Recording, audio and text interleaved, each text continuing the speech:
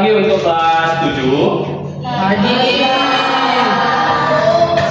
Sebelum kita melaksanakan pembelajaran, di sini Bapak minta tolong untuk ketua kelasnya untuk menyiapkan terlebih dahulu. Siap. Selamat pagi, Bapak. Ya, selamat pagi. Silakan duduk kembali. Oke, sebelum ke pembelajaran, ya, sebelum ke pembelajaran, Bapak minta satu orang untuk berdoa. Silakan.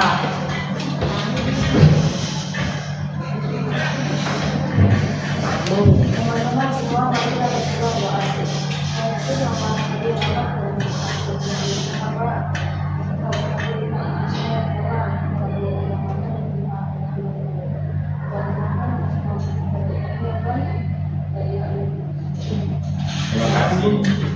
Oke, selanjutnya setelah itu Bapak akan absen terlebih dahulu untuk ngecek kalian hadir semua atau tidak.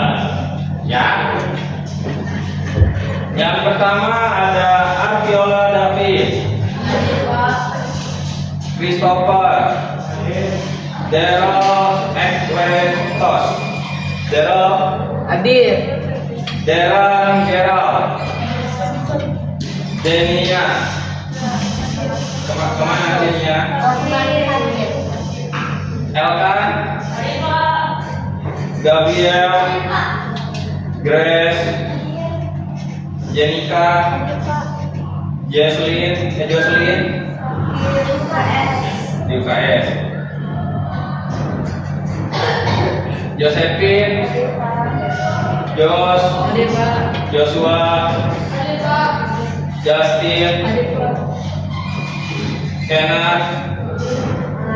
Kenneth, Karis, Kimberly, Misael, Nikaila, Quintin, Rahel,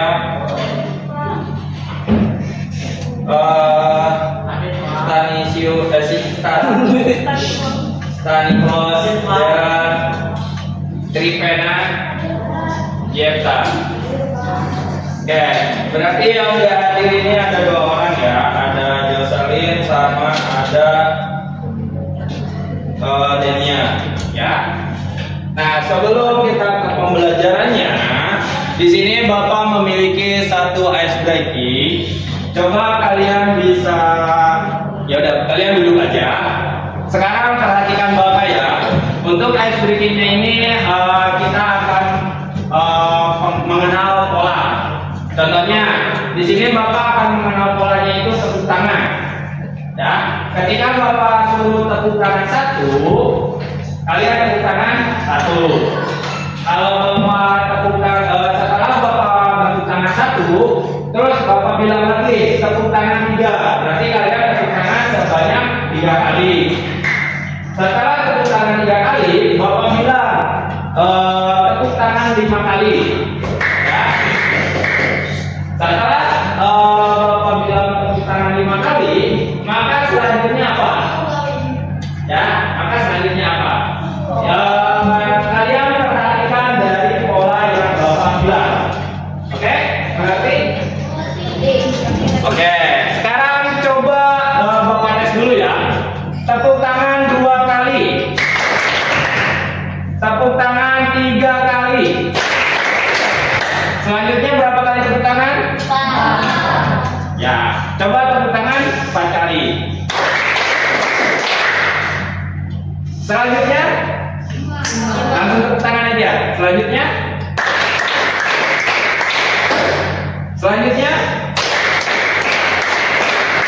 Oke, masih ada yang salah ya. Oke, di sini Bapak akan ganti polanya ya.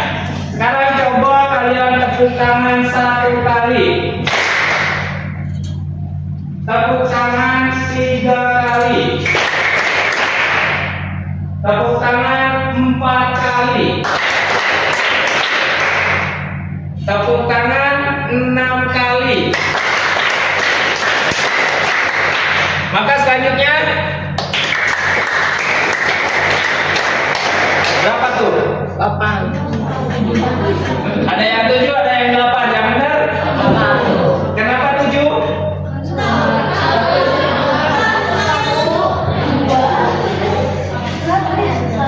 Kenapa 7? Kenapa 7? Kenapa 8? Ayo yang 7 siapa? Yang 7 siapa? Kenapa alasannya? Kenapa 7 tadi? Ya, kenapa 8?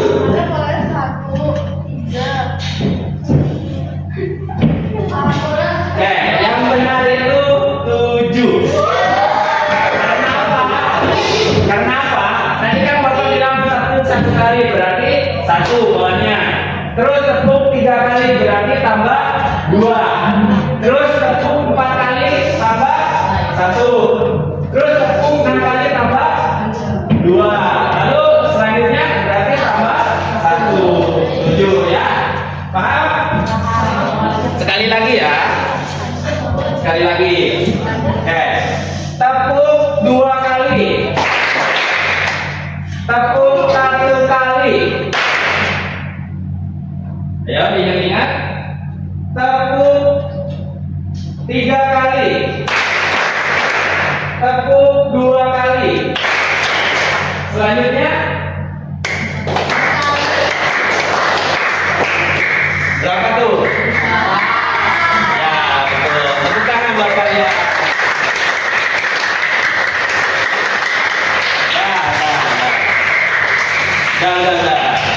Dah ya. Oke, saya sekarang coba kalian perhatikan ke depan ya. Dimana di sini di depan Bapak akan tampilkan dulu sebuah video. Di sini Bapak akan tampilkan dulu sebuah video ya.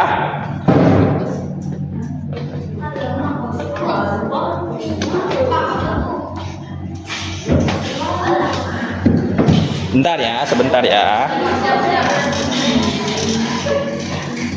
Oke, di sini Bapak akan tampilkan satu video tentang berpikir komputasional, di mana di sini ada filmnya berbentuk animasi ya.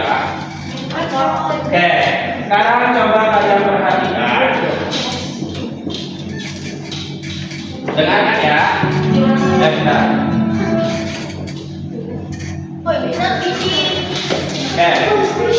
Silakan diperhatikan ya.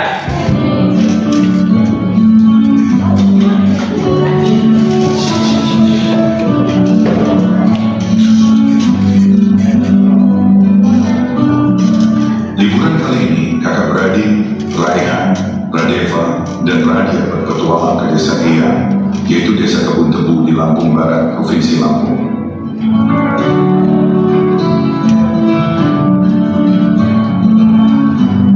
Diperhatikan baik-baik ya videonya. Nanti di sini bakal ada 1, 2, 3 pertanyaan. Bro, akhirnya kita sampai di desa Iya. Guys, ini bukan sekedar liburan, tapi kali ini kita akan belajar dari kehidupan pakai cara berpikir komputasional.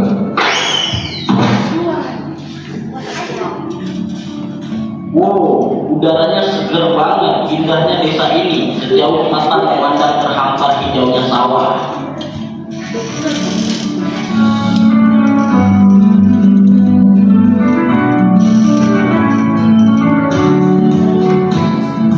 Jadi kita perlu bersihin rumah Eyang nih. Gimana kalau kita bagi tugas aja supaya lebih cepat? Setuju, tapi kita mulai dari mana dulu? Aku bakal sapu debunya, terus Radeva kamu pel lantai, dan Radia beresin buku-buku di rakyat. Dekomposisi artinya memecah masalah besar menjadi bagian-bagian kecil yang lebih mudah dikerjakan.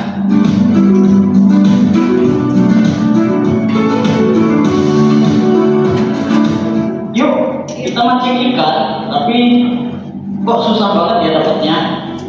Sabar, coba perhatiin dulu. Ikan tuh sering kumpul di bawah bayangan pohon. Lihat, ada bayangan pohon besar di situ. Pasti banyak ikan di bawahnya.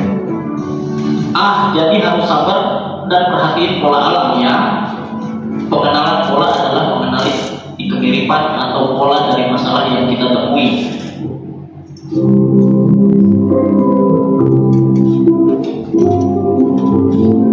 Wah, ada banyak pohon di sini. Gimana caranya nyari yang paling pas? Kita cari pohon mangga yang udah matang aja, dan jangan terlalu banyak mikirin yang belum berbuah. Jadi kita abaikan aja pohon yang belum berbuah. Fokus ke yang penting. Betul, itu namanya abstraksi. Kita hanya memilih informasi yang relevan. Abstraksi artinya menyaring informasi yang penting dan mengabaikan hal yang tidak relevan. Oke, sekarang kita buat jus mangga. Ada langkah-langkahnya nih. 1. Cuci mangga. 2. Potong buah. 3. Masukkan gula ke. 4. Tambahkan gula dan air. 5. Saring dan sajikan. Algoritma adalah langkah-langkah terstruktur untuk menyelesaikan masalah.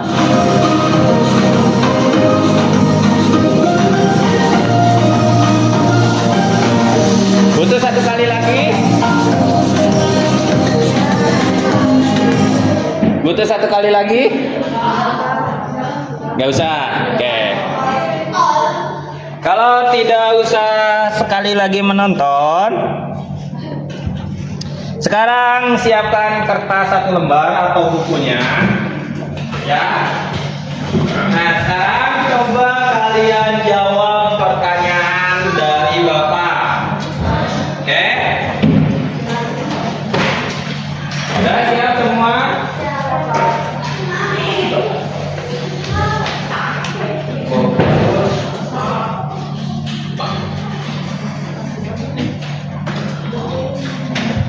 Oke, coba tuliskan dulu soal yang pertama. Apa itu dekomposisi?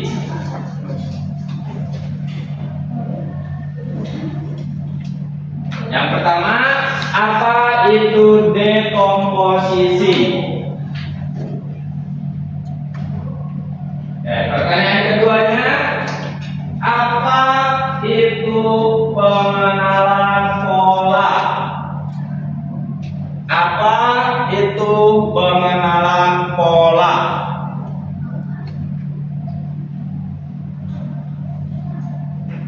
Yang ketiga, apa itu abstraksi? Yang ketiga, apa itu abstraksi?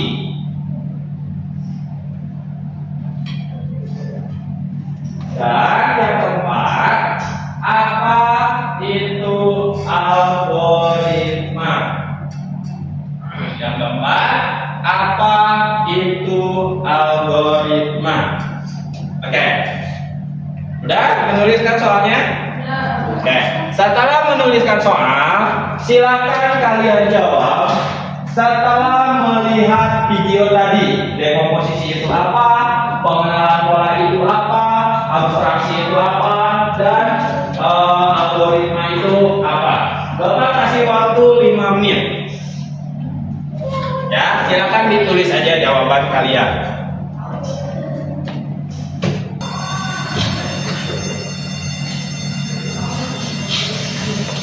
Oke, sekarang coba kalian perhatikan ke depan, ya. Di sini Bapak akan jelaskan dulu tentang berpikir komputasional, ya. Dimana tadi itu berpikir komputasional itu ada beberapa elemen. Yang pertama itu ada apa tadi? Dekomposisi. Yang kedua, yang ketiga, yang keempat. Nah, sekarang kita lihat dulu untuk pengertiannya. Di mana di sini untuk pengertian dari berpikir komputasional. Ya. Jadi berpikir komputasional itu adalah sebuah metode berpikir atau cara berpikir untuk memecahkan masalah yang rumit, ya. Nah, memecahkan masalahnya itu bagaimana? Bisa secara metode efisien ataupun dengan logis, ya. jadi untuk berpikir komputasional ini adalah cara berpikir yang memecahkan masalah rumit secara metodis, terus atau secara metode, atau secara efisien dan secara logis. Ya, itu untuk pengertian dari berpikir komputasional. Nah, di sini juga berpikir komputasional ini keterampilan dasar yang berguna untuk semua orang. Ya, kenapa berguna? Karena dari dekomposisi, dari pengenalan pola, dari algoritma dan abstraksi itu kita masukkan ke dalam kehidupan sehari-hari. Ya, jadi berpikir komputasional ini bukan hanya sekedar untuk programmer. Tahu kan programmer? Ya, yang membuat program. Tapi kalian juga bisa mengaplikasikannya di kehidupan sehari-hari. Nah, selanjutnya di sini ada 4 elemen utama dari berpikir komputasional. Tadi ada dekomposisi, ada pengenalan pola, ada abstraksi, dan ada algoritma. Ya. Nah, di sini untuk dekomposisi sendiri, ya, untuk dekomposisi sendiri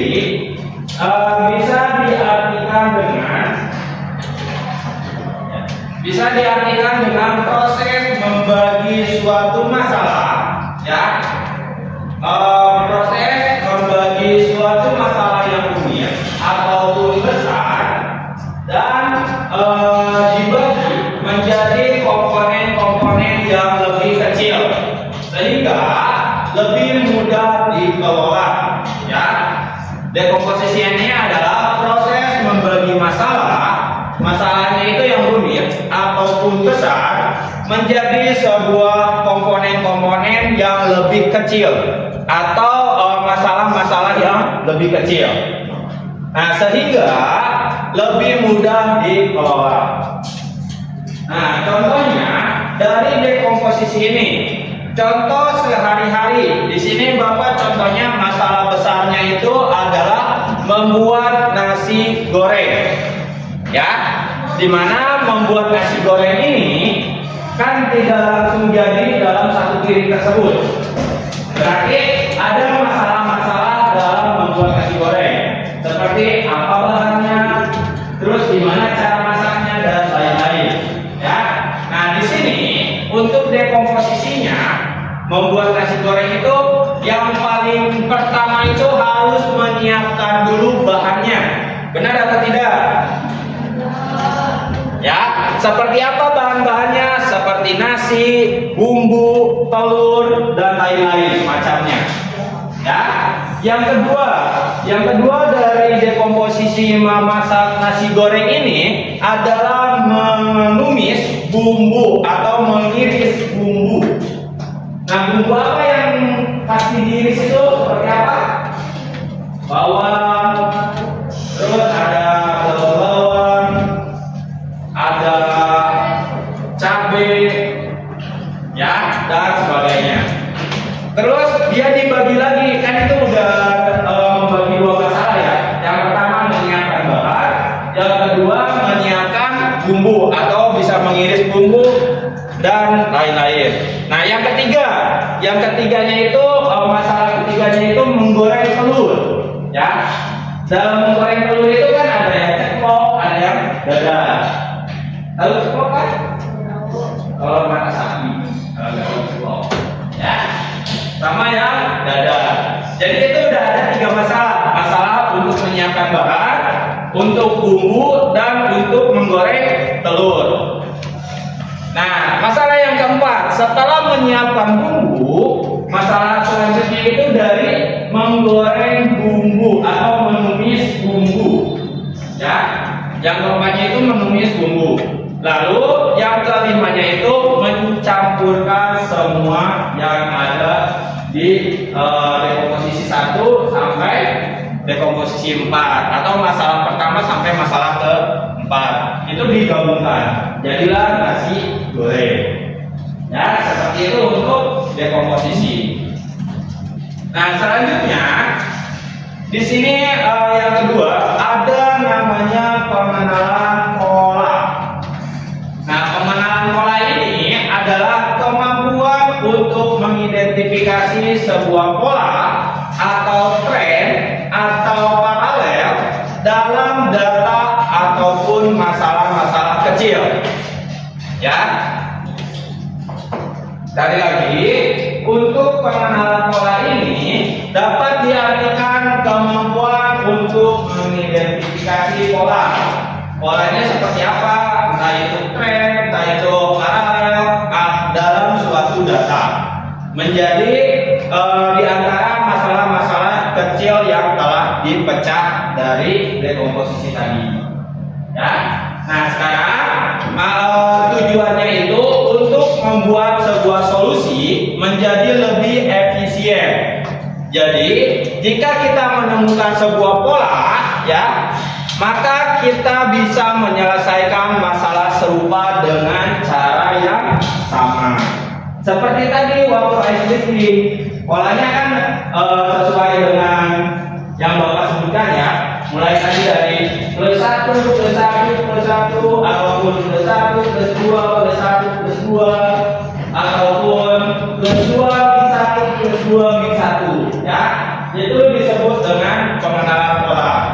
Nah, contoh dalam sehari-harinya masih dalam membuat sebuah nasi goreng. Coba kalian perhatikan dalam langkah menumis bumbu. Ya, menumis bumbu itu pasti memiliki pola yang sama. Seperti apa? Seperti memasukkan minyak atau panaskan minyak. Terus setelah minyaknya panas, masukkan bumbu, lalu aduk hingga harum. Nah, dari tiga itu disebut dengan satu pola. Polanya itu yaitu menumis bumbu. Ya. Seperti itu. Ada yang ditanyakan dulu? Tidak. Oke, selanjutnya. Yang ketiga, elemen yang ketiga ini dinamakan dengan abstraksi. Ya, elemen ketiga ini dinamakan dengan abstraksi. Di mana abstraksi ini adalah prosedur untuk menghilangkan data yang tidak relevan atau berlebihan dan berkonsentrasi secara eksklusif pada fakta-fakta yang paling krusial. Ya, seperti tadi yang ada di foto ya. Sebelum kita ke contoh, kita lihat dulu tujuannya. Tujuannya itu apa? Tujuannya itu agar kita tidak bingung ya. Agar kita tidak bingung dengan informasi yang terlalu banyak, sehingga kita ini bisa fokus pada informasi tersebut ya. Nah, contoh sehari-harinya di sini, saat mengendarai sepeda, kita fokus pada cara mengayuh sepedanya, menjaga keseimbangannya dan mengerem sepedanya. Di mana kita tidak perlu memikirkan bagaimana cara kerja di setiap gearnya. Setiap gearnya itu jadi kita tidak berfokus pada gearnya, tetapi pada mengayuh sepeda, mengerem sepeda, sama keseimbangan sepedanya seperti apa. Ya, kalau dari tadi yang ada di video itu kan terdapat sebuah banyak pohon, ya, banyak pohon. Ada pohonnya itu yang berbuah, ada yang tidak. Nah, yang berbuah yang kita fokuskan abstraksi itu pada pohon yang berbuah. Yang tidak berbuahnya itu kita sisihkan karena tidak ada informasi bahwa itu berbuah. Ya. Selanjutnya, setelah abstraksi, di sini ada algoritma. Algoritma ini adalah serangkaian langkah-langkah atau aturan yang jelas dan berurutan untuk menyelesaikan suatu masalah. Ya, Jadi contohnya algoritma ini adalah hasil akhir dari 3 pilar tersebut, dari dekomposisi, dari pengenalan pola dan abstraksi. Jadi algoritma ini adalah langkah-langkah atau aturan ya yang jelas, aturan yang jelas dan berurutan. Sekali lagi ya, dan berurutan untuk menyelesaikan suatu masalah. Ya. Di sini ciri-ciri dari algoritma yang baik, yang pertama itu harus urutannya jelas. Yang pertama itu urutannya jelas. Yang kedua, tidak ambigu. Tidak ambigu ini adalah tidak memiliki arti yang ganda. Terus yang ketiga, pasti berhenti setelah masalahnya selesai. Oke, dari contoh algoritma ini, ya, dari contoh algoritma ini, kalian bisa lihat dalam resep-resep makanan. Ya, di sana ada bahan-bahan, ada cara memasaknya. Ya, nah untuk algoritma, coba kalian lihat di dalam cara memasaknya. Yang pertama itu apa, yang kedua apa, yang ketiga apa, yang keempat apa. Ya. Contohnya, kalau memasak nasi goreng, berarti yang pertama kali apa cara memasaknya? Menumis bumbu. Ya. Setelah menumis bumbu, masukkan nasi. Setelah memasukkan nasi, masukkan telur. Setelah memasukkan telur, masukkan komponen-komponen lainnya seperti garam, micin, dan lain-lain. Setelah menggoreng selesai, yang terakhir adalah menyiapkannya ke dalam piring. Ya, itu termasuk ke dalam algoritma. Ada yang ditanyakan dulu?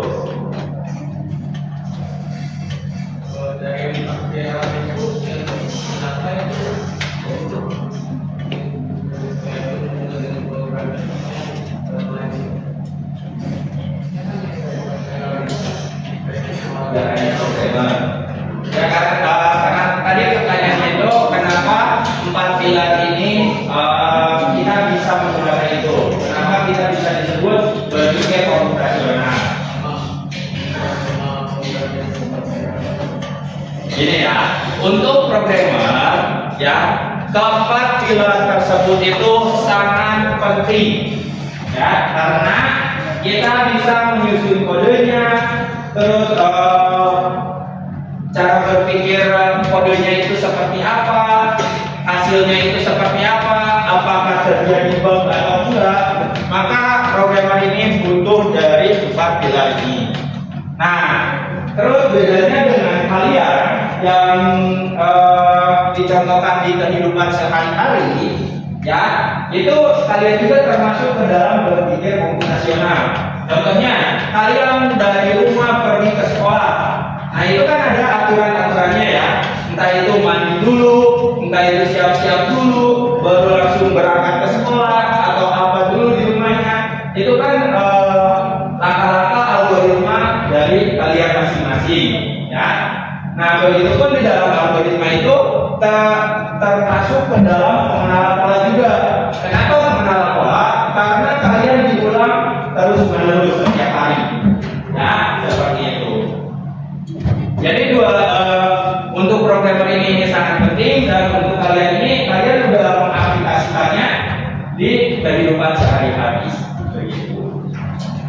Ada yang ditanyakan lagi? Oke, kalau tidak ada di sini contoh penerapan dalam kehidupan siswa, ya. Masalah besarnya itu mengerjakan presentasi IPA tentang sistem pencernaan manusia. Nah, untuk dekomposisinya, yang pertama di sini mencari materi, ya. Materinya itu entah itu mulut, lambung, usus, dan lain-lain. Nah, untuk yang keduanya itu membagi masalahnya. Ada yang mencari materi, terus ada yang membuat slide, Terus yang ketiga itu ada mendesain slide tersebut. Ya, ini kan dibagi menjadi beberapa masalah kecil. Dan keempatnya itu berlatih presentasi, dan yang kelimanya itu membagi tugas. Jadi dalam mengerjakan presentasi IPA ini terdapat 5 dekomposisi. Nah, untuk pengenalan polanya seperti apa? Pengenalan polanya itu dari pembuatan setiap slide yang sama. Contohnya, kalian masukkan judul, masukkan gambar, dan masukkan poin-poin penting. Kan setiap slide seperti itu ya. Masukkan judul, masukkan gambar, dan masukkan poin-poin penting. Nah, itu disebut dengan pengenalan pola karena mengulang hal yang sama. Terus selanjutnya, untuk abstraksinya ini fokus utamanya itu pada setiap organnya. Tidak perlu menghafal enzim-enzimnya dan lain sebagainya. Nah, itu dinamakan dengan abstraksi. Hanya berfokus pada informasi tersebut, ya. Yang keempatnya itu algoritmanya. Nah, algoritmanya itu contohnya di sini membuat jadwal kerja hari yang pertama. Kumpulkan materi dan bagi tugas, ya. Di hari pertama contohnya kalian tuh mengumpulkan materi dan tugas-tugasnya, ya, berbagi tugas. Nah, hari yang kedua sampai yang ketiga, setiap anak membuat slide sesuai dengan apa yang ditugaskan kelompoknya. Contohnya, slide pertama dikerjakan oleh siapa, slide kedua dikerjakan oleh siapa, slide ketiga dikerjakan oleh siapa. Dan hari keempatnya, contohnya setelah kalian mengerjakan semua slide per kelompoknya, baru dikumpulkan menjadi satu, ya. Setelah itu latihan presentasi bersama. Selanjutnya, di sini ada manfaat berpikir komputasional. Manfaatnya itu seperti apa? Yang pertama itu melatih kemampuan berpikir logis, ya, melatih kemampuan berpikir logis dan terstruktur. Yang kedua ini membantu merencanakan sesuatu dengan lebih efektif dan efisien. Ya, jadi berpikir komputasional itu bermanfaat untuk kalian. Supaya apa? Lebih efektif dan lebih efisien, ya, dalam merencanakan sesuatu. Selanjutnya membuatmu menjadi pemecah masalah atau problem solver yang lebih baik. Jadi ketika kalian curhat nih kepada teman-teman kalian, pasti dalam curhat itu kalian itu memberi pendapat atau memberi solusi, benar atau tidak? Nah, itu bisa termasuk ke dalam problem solver, ya. Nah, ini problem solver ini juga bisa termasuk ke dalam berpikir komputasional, karena kalian bisa membuat sebuah solusi dari masalah teman-teman kalian, seperti itu. Selanjutnya ini meningkatkan kreativitas dalam mencari solusi. Jadi dalam mencari solusi itu gak berpatok dalam satu solusi, ya. Contohnya teman kalian punya masalah nih. Dalam masalah itu terdapat banyak solusi. Ada yang solusinya rumit, ada yang menengah, ada yang mudah. Nah, tinggal dipilih saja supaya lebih efektif dan efisien memilih solusi yang mana. Selanjutnya, menjadi fondasi penting jika kamu tertarik pada bidang sains, teknologi, teknik, dan matematika di masa yang akan datang atau di masa depan. Ini adalah manfaat dari berpikir komputasional. Oke, untuk kesimpulannya di sini berpikir komputasional adalah alat bantu berpikir yang bisa digunakan siapa saja untuk menghadapi sebuah tantangan apapun, ya. Nah, di sini untuk ingat ya, untuk pilar-pilar utamanya atau elemen-elemen utamanya itu ada 4. Ada dekomposisi, ada pengenalan pola, ada abstraksi, dan ada algoritma. Ya. Oke, untuk materi hari ini selesai sampai di sini. Sebelum menyelesaikan materinya, apakah ada yang ditanyakan terlebih dahulu?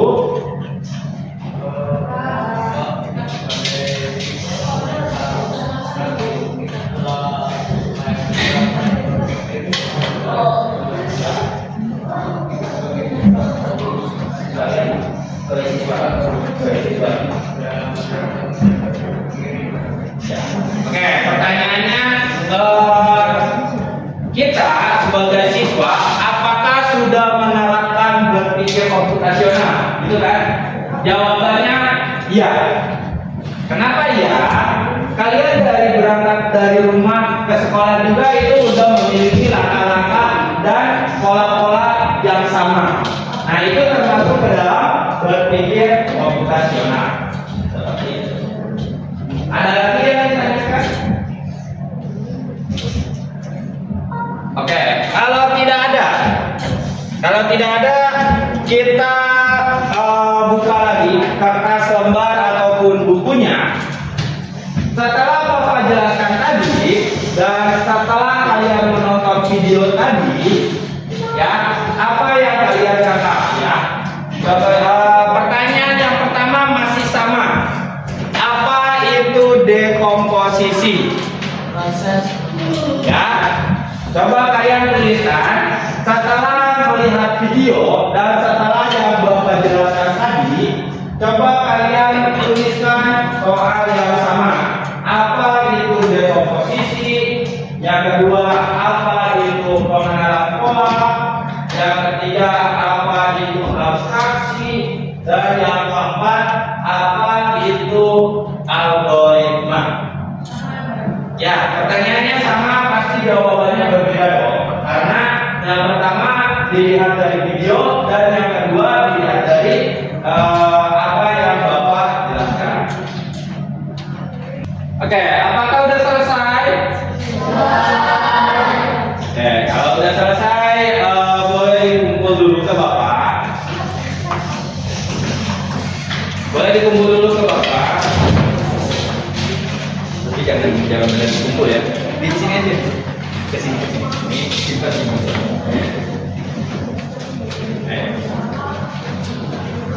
Ayo yang belakang dikumpul. Di bawah. Iya. Ayo yang belakang. Ayo di bawah. Ayo yang belakang sini. Ayo.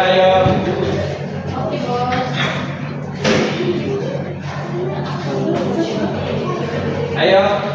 Bentar, Pak. Oke.